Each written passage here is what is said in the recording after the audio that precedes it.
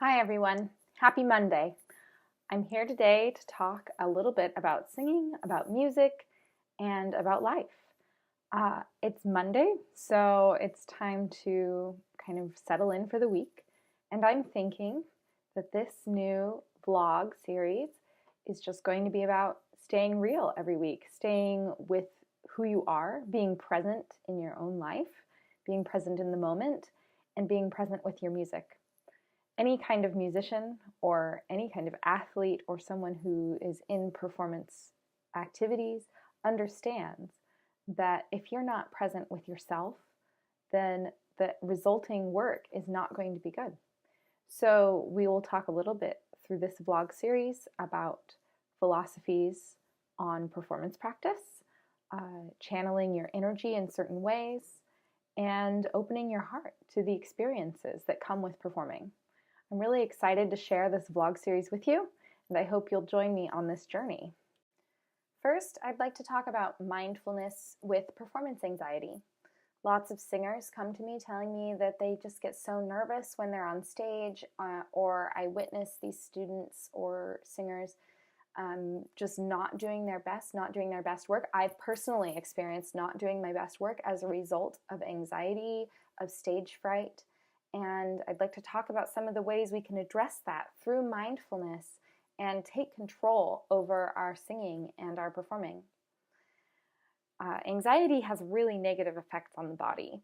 It can cause all kinds of health problems, from heart disease and diabetes and high cholesterol to storing fat in areas of the body we don't want it.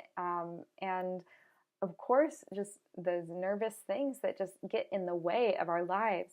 So addressing anxiety by being mindful of our bodies, being aware of our bodies, can be extremely helpful to our performing. So it's really important that we understand the ways that we can address our own bodies and our own needs in creating a less stressful circumstance for our performing or for our auditions.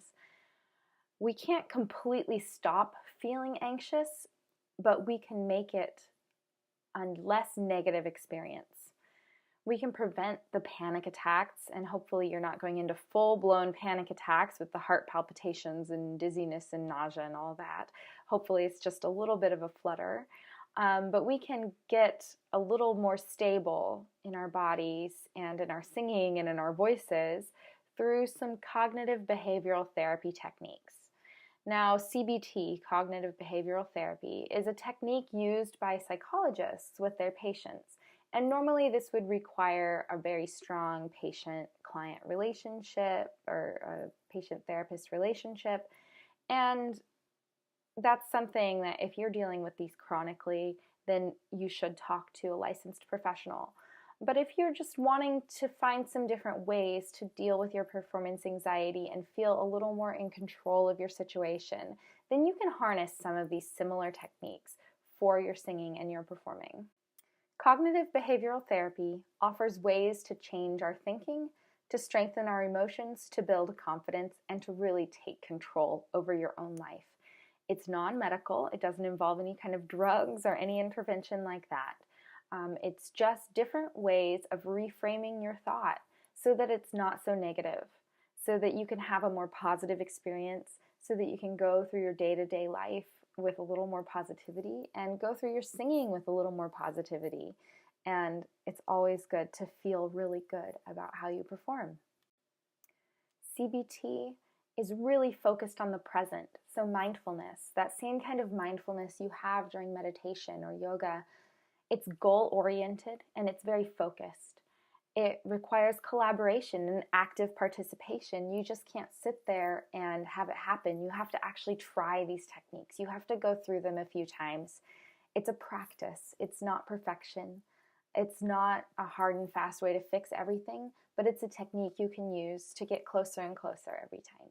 When you're experiencing stage anxiety or stage fright or performance anxiety, notice when the feelings of anxiety start happening.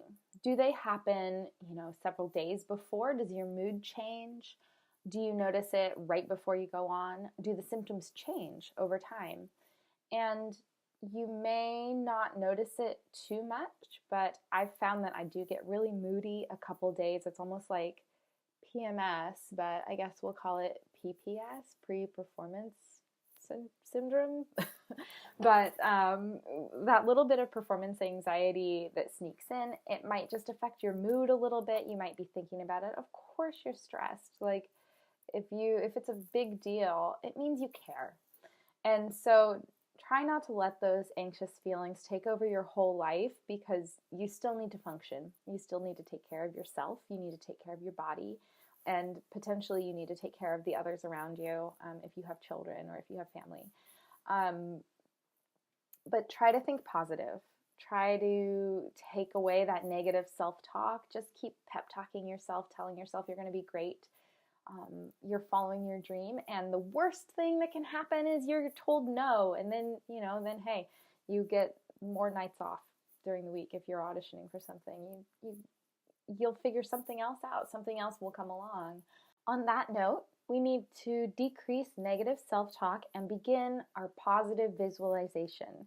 This is such a big part of mindfulness. It's like our little meditation. If you start seeing will fail, if you see yourself trip to the stage, you'll probably trip and fall on the microphone cord walking up to the stage because you're so hyper aware of it. Or you'll be paying so much attention to that, you'll miss looking up and smiling at your audience. So start the positive visualization. Visualize yourself doing it so well that nothing can possibly go wrong. I love positive visualization, and at the very least, it's a great fantasy, right? Along with being very aware of your body and your mind, you need to figure out which things in your life you can actually take control of. So much of our anxiety comes from the things we just can't control, and it blows out of proportion, and we can't get a hold of ourselves again. And that's what causes these negative panic attacks. But we can control a few things. When we walk into an audition situation, we have some control aspects. We can control the music we sing.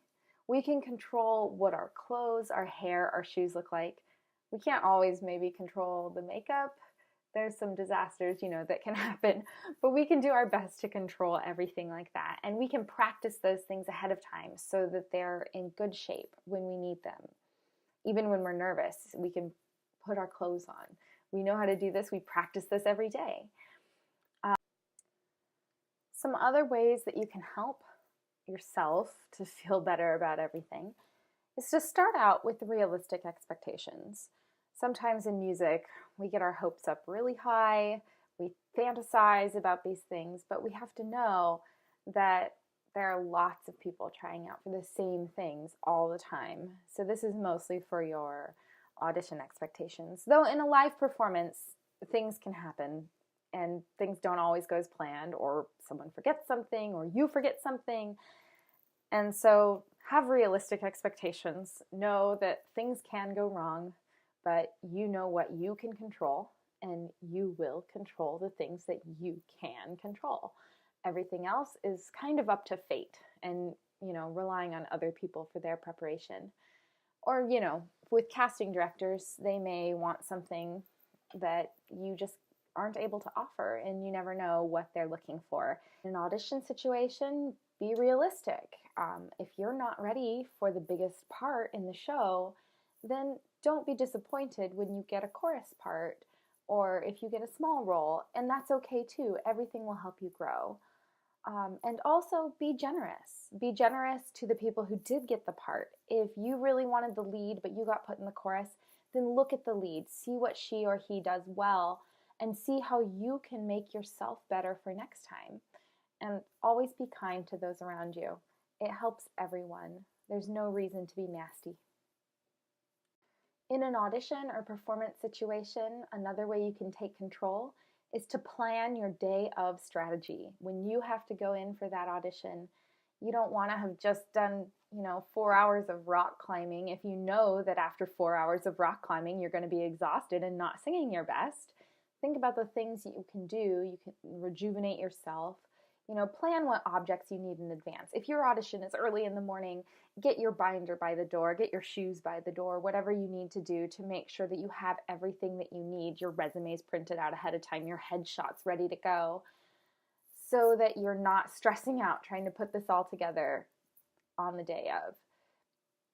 Know what you need in advance. Give yourself ample time for emergencies. I always arrive at least 15 minutes early. A lot of times I'm the one who's there half an hour, maybe an hour early, because I'm near San Francisco. Most of my auditions are in the city, and if there's a Giants game or there's a parade, which there's so many parades, or festival, you have to plan on traffic, on accidents, on the highway, on transportation delays. Know your location, know where you're going, and know what delays you might run into so that you can plan enough time to get there early. So before you go on stage or before you walk into the audition room, you might want to go through some relaxation techniques. Now, you don't want to be a total limp noodle, so you don't want to be so relaxed that you're not energized, but you can go through relaxation strategies to do better. There are 3 types of relaxation: deep relaxation, differential relaxation, and generalized relaxation. You can catch yourself being tense and you can release that. That's your differential relaxation. That's probably what we do the most as singers. We notice, ooh, I'm holding this, so I need to let that really go, and that kind of thing can be really helpful before an audition or before we go on stage. Deep relaxation we might not want to do right before we perform, maybe the night before when we're working on our positive visualization. We might want to go through some deep relaxation so that we can lower our heart rate, get in a good state. If you're a person who gets nervous the night before and then can't sleep, that is the time to experience deep relaxation.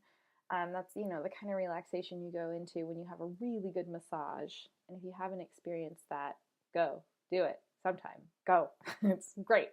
But the other kind of relaxation, we just want to go through the generalized relaxation, like relaxing our body and just training our bodies to release the tension when we're holding on to it. Of course, you can always try yoga techniques, know what your body needs on the day of a performance or an audition, and listen to your body. But you can go through yoga techniques or Alexander techniques that relax your body, whatever it takes to get you in a mental state that's ready to perform. I used to have things like a soundtrack that I would listen to that inspired the character. In fact, I think I did this the last show I was in. I had some songs that just kind of triggered the mood that I was feeling. And it doesn't have to be the music that you're about to sing. It can be other things. And things that just get your brain in that place that says, I'm ready. Some resources you can check out are Performance Anxiety, A 21st Century Perspective. It was published in the Nats Journal in 2010 by Christopher Arneson.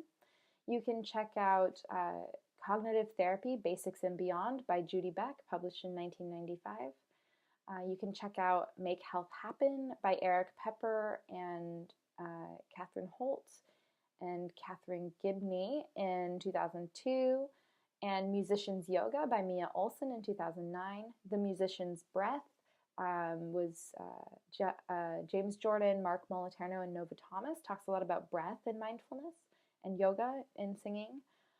Why Zebras Don't Get Ulcers by Robert M. Sapolsky, published in 2004. And The Practicing Mind by Thomas M. Sterner, published in 2012.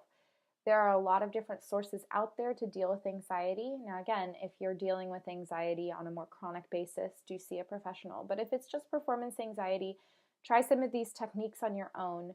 Try some routine building exercises and just listening to your body, listening to your mind, quieting your mind when you need to, and taking that time for yourself so that you can really do your best. I know some of this was probably repeated information you've heard from different sources. There are some ideas for you to really channel energy into your day. I look forward to more talks with you. Bye.